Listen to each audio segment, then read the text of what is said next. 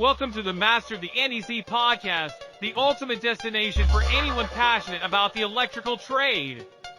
Whether you're a seasoned electrician, an eager apprentice, or just someone who wants to dive deep into the world of electrical work, you've come to the right place.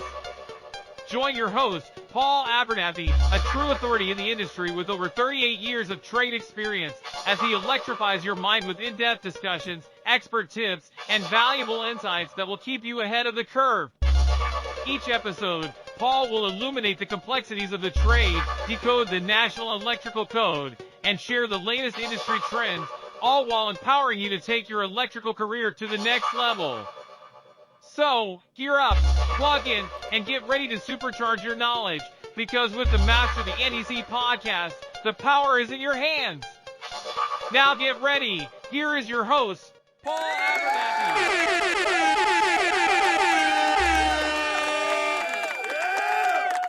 Whoa, what up, everybody? Welcome to another episode of Master the NEC, the podcast. Thanks for joining me wherever you're listening from, whatever your favorite listening platform is. Spreaker, Spotify, Deezer, Apple Podcast, Amazon Music, whatever you want to listen to. Hey, maybe even listening over on our mobile app. It's free. All you got to do is go to our website, Fast Tracks System. That's T-R-A-X, by the way, not T-R-A-C-K. It's Fast Tracks, T-R-A-X, system.com. And under the navigation, you will see where it says mobile app. It doesn't put anything on your phone. It just is a link to our online mobile app. And that means we can update it regularly and give you new content all the time, keep it fresh. And you don't have to download any bloatware into your phone or your tablet or your desktop, wherever you want to choose to use it. So thanks for joining me. And hopefully you catch our podcast. We have over 1,000 episodes on all various electrical topics, from business to marketing to estimating to basic advertising to code, obviously code, and all those type of things, and even podcasts that are like today's podcast. And today's podcast is interesting because it is titled Nikila Tesla Today. Would he be amazed or would he be annoyed? For all of you Nikila Tesla fans out there, I am obviously a big Nikila Tesla nerd. And so, again, all things Nikila Tesla, we have to be thankful in. It was brilliant mind. And if you're not familiar with who I am, my name is Paul Abernathy. I am the CEO and founder of Electrical Code Academy. I am the host for the Mastering the NEC podcast. And hopefully this isn't the first time that you've actually listened to me. So I want to welcome you back, all my friends, to another great episode we're going to have here today. Again, I'm biased at Mastering the NEC podcast, and we're going to deep dive a little bit today in the world of electricity, technology, and of course, the great minds who shaped it. If you're not familiar with who I am, I've served on various code panels, Code Panel 17 and Code Panel 5 for the National Electrical Code. I serve as expert witness to cases. I am available for expert witness work as well. I have written numerous blogs, numerous books, co-authored, created courses, and again, I created the CMECP program, which is a Certified Master Electrical Code Professional program, which takes master electricians to the next level. And I've served on various UL committees, NEMA committees, and things through the years, through my nearly 40 years of in the business. And I've learned a thing or two. And also owning multiple electrical contracting businesses, getting my hands dirty.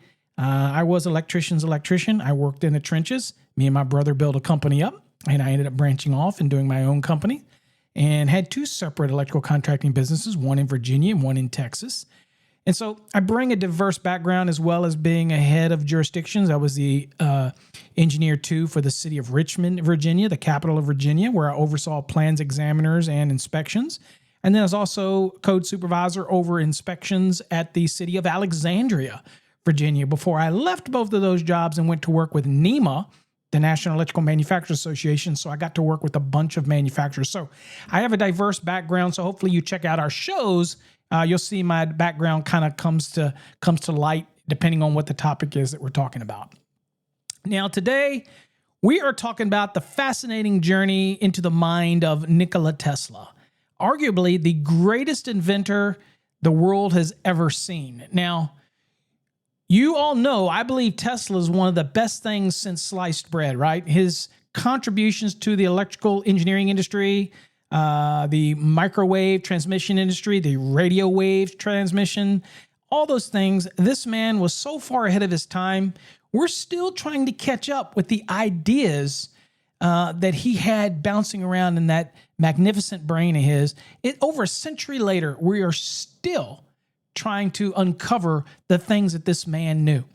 But here's a question. If you think about today, here we are, we're in 2025, and if we could see if Tesla could see today, if he was alive today, if he could see how technology is evolved, what's happened in electricity, the electrification of our country, the wireless communications, even the artificial intelligence, which I have no doubt that he would be mesmerized with and had been somewhere in the picture if he had still been around involved in that. What about the renewable energies and wind generation, solar, cells, batteries, all these type of things?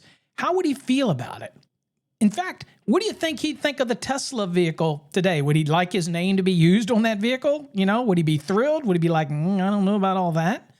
Or would he be slamming his head against the table in frustration?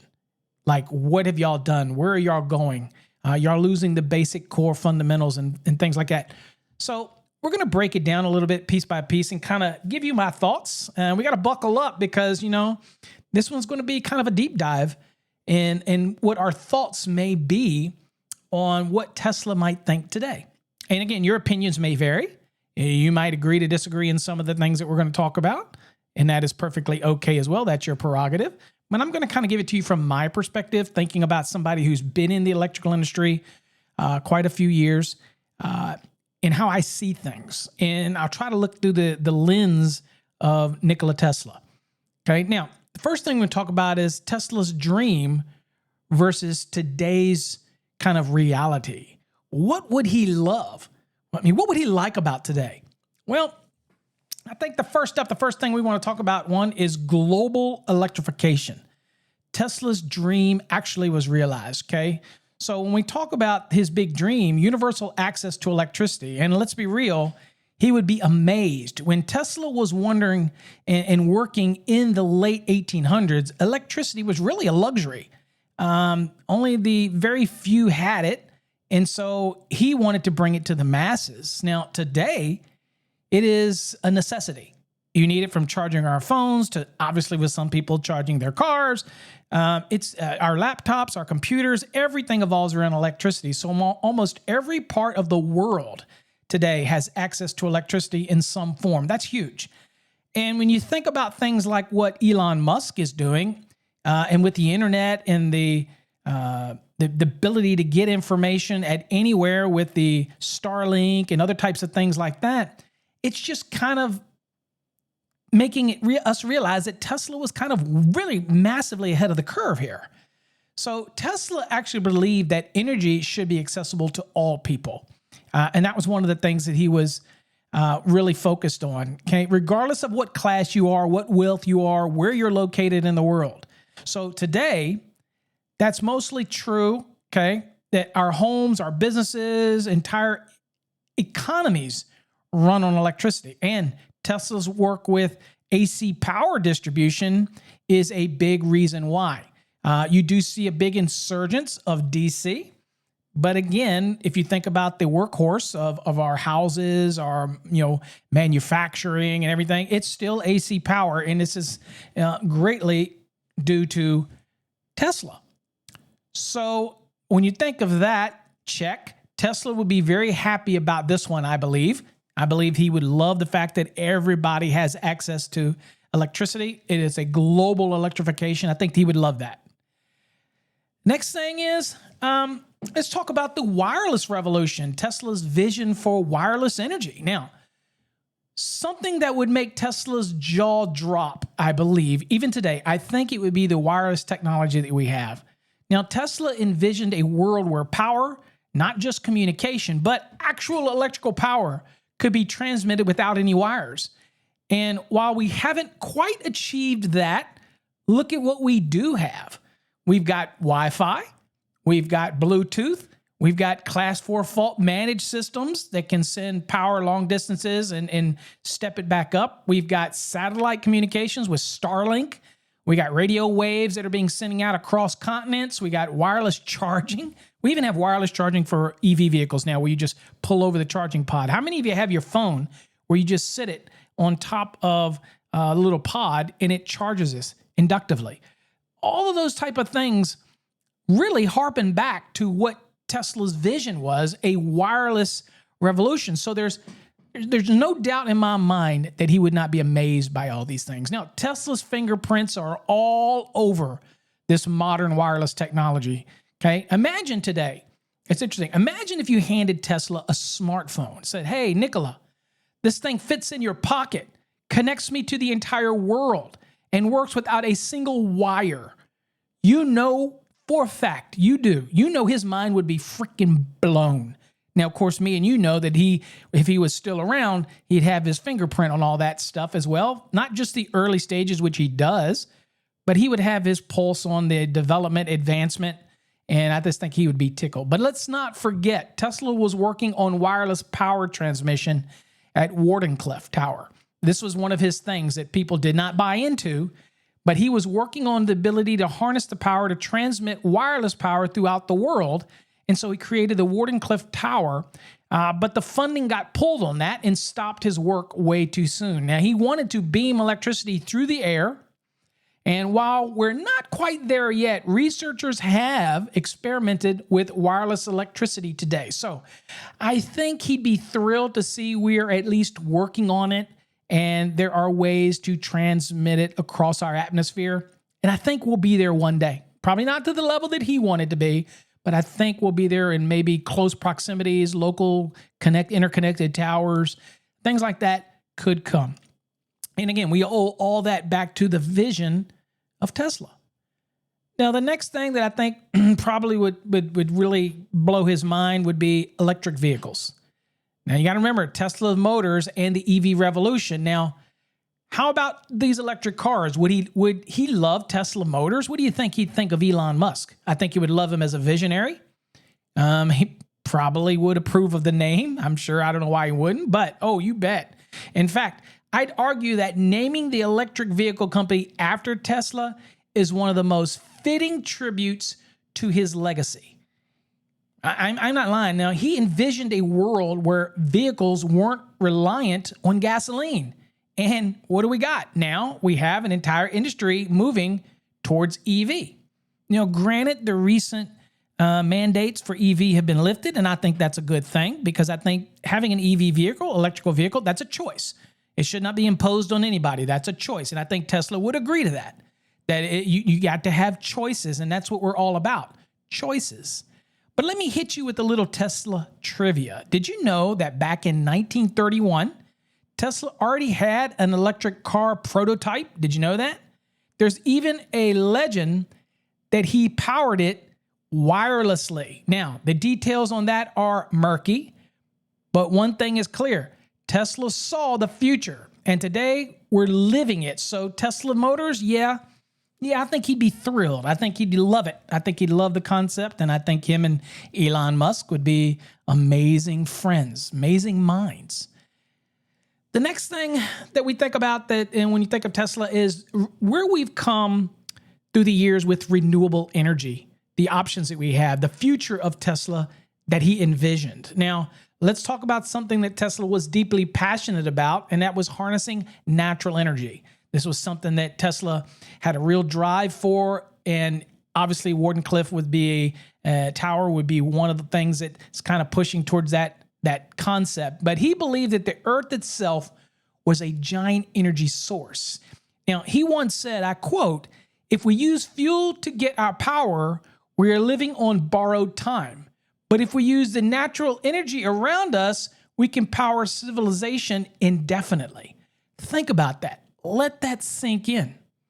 If something happens naturally, a reoccurring, a field, a magnetic field that we can harness, then it is always there, right? But also think about that and think, well, wait a minute. When he made that statement, we're talking about, guess what? We have solar. We have wind. We have hydroelectric. We even have fusion research going on. We have nuclear power that result of a reaction. All these type of things make you think that Tesla was right here. He was like, okay, I get it. We're living on borrowed time. And it is kind of funny. I don't know if you're kind of somebody that watches TV shows, but there's a TV show on that's called Landman. And it is an amazing show. It's on Paramount.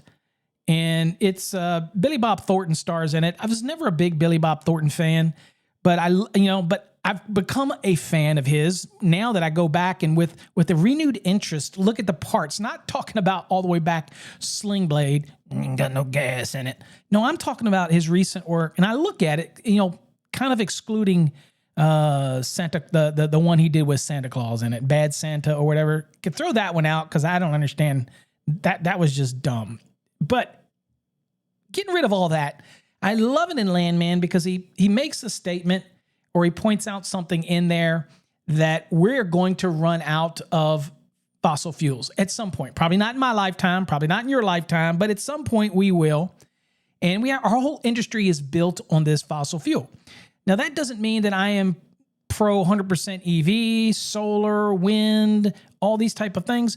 But I am a believer that we have to make sure that we evolve and that we don't rely 100% on these things like gas, oils, that type of stuff, okay? Because if we do, then if we're worried about that kind of fuel source, then we are living on borrowed time. But we can certainly do things to augment that. We can add. That's why I was never a believer in all PV.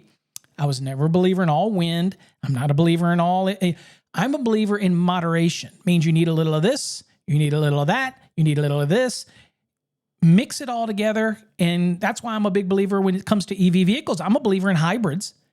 I think that as a little bit of fuel and a little bit of electric vehicle. I think it's a beautiful thing. I think that if all of the manufacturers had gone down that road, then it would have been easier accepted to the industry rather than just mandating EV.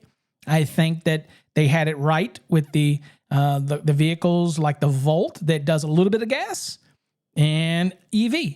That way we're sipping our fossil fuels rather than guzzling our fossil fuels. That's just my thought. Doesn't mean I'm right, but I'm just saying that's my thought on the concept. And I would like to think Tesla would think the same way, even though he's an electrical guy like me and like you, but I think he would think that way. Now, if you think about it, today we do have solar, wind, hydroelectric, we have fusion going on, we have nuclear. We're starting to figure out how powering the world in a way that doesn't destroy the planet. And we can supplement the energy that we do have. Okay. Tesla would absolutely, I believe in my mind, support this in every way. He wanted free, limitless energy for humanity, and we're making real strides towards that. So I think that he would be 100% on board with that today. That's my opinion. I think he would be doing a little dance with his pigeons and that he would love it. Now, when we think about these things, that's the stuff that Tesla would love. Let's think about the things that would probably drive Nikila Tesla crazy, right? So one of the things that would probably drive him crazy, and again, this happened with the Rockefellers and it continues on, is corporate control of energy. It's the same old story, all right? So let's shift these gears. Would Tesla be 100% happy with today's world? No, he would be. Let's start with one of the biggest frustrations, and that was big business controlling energy. Tesla fought against Edison. He fought against J.P. Morgan and others who wanted to own electricity. Tesla believed in free energy for all. That's the reason he started the Wardenclyffe project, because he believed that he could harness this naturally and create a recurring energy that would never expire and it would be free for everybody. That was his mission. That was his desire. But he also understood there were limitations in that. So that's why I think he would be happy with some of the ways we are today. He would not have achieved 100%. I mean, you can just look at your electric bill and realize that we're not achieving that goal.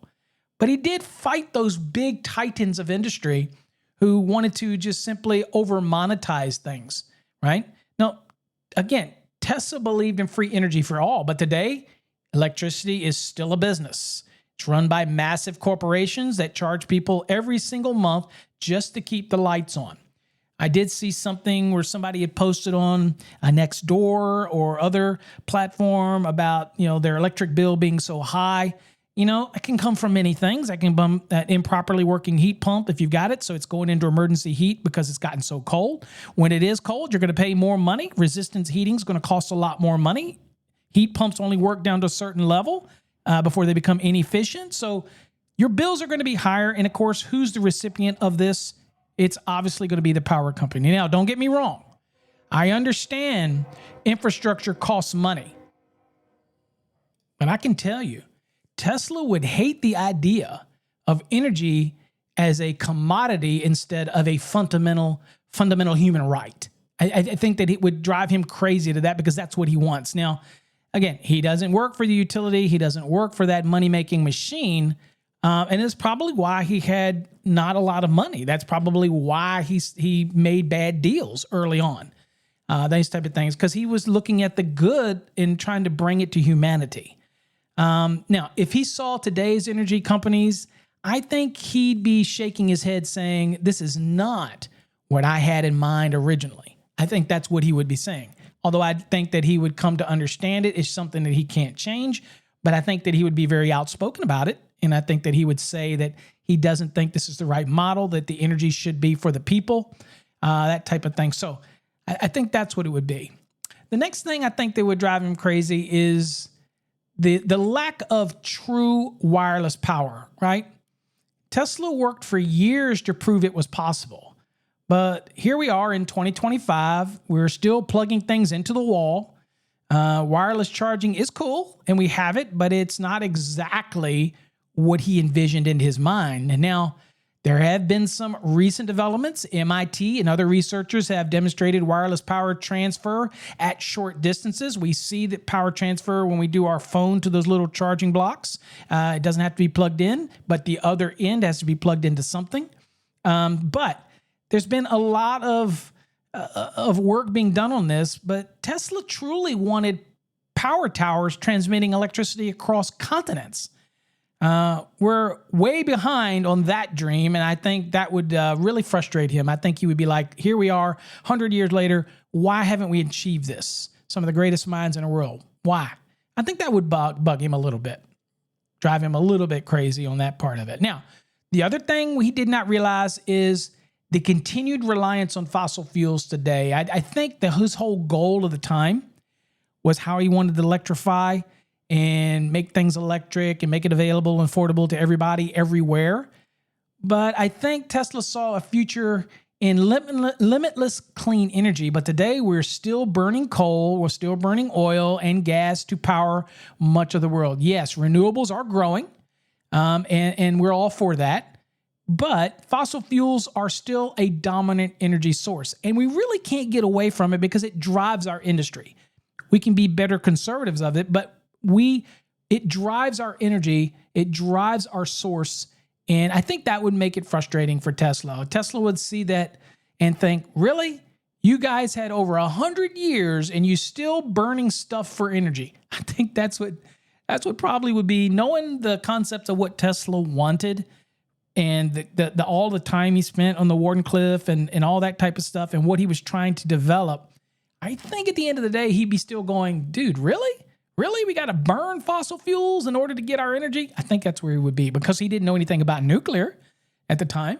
Okay. I think he would like that concept. He'd be a little worried about the environmental concerns on that, but I think he would be all for that. Now, let's do some final thoughts here before we wrap it up on this episode.